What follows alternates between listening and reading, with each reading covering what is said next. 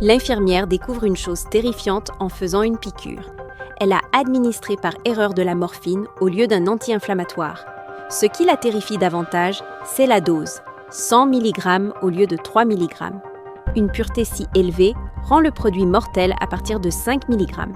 Le vieil homme tente de la rassurer en disant qu'un antidote utilisé dans les 10 minutes permettra l'élimination par le métabolisme.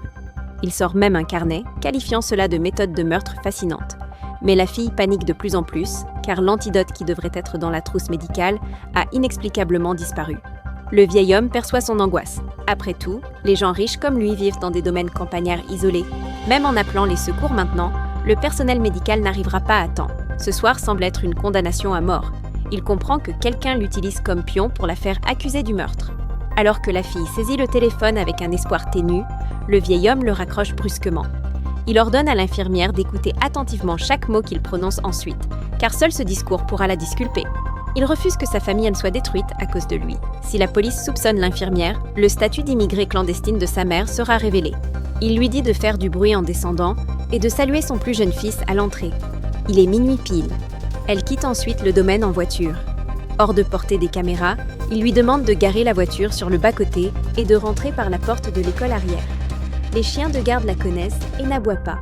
Mais pour éviter tous les regards, elle doit regagner le 3e étage en escaladant la grille extérieure du mur. Elle casse accidentellement une section de la grille.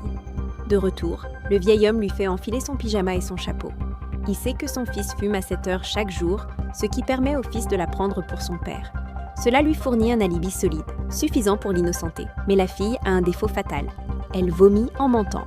Le vieil homme lui conseille de dire des vérités partielles. Sur le chemin du retour, elle croise l'arrière-grand-mère de la famille.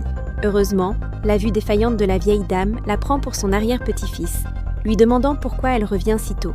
Sous le couvert de la nuit, la fille rentre enfin chez elle,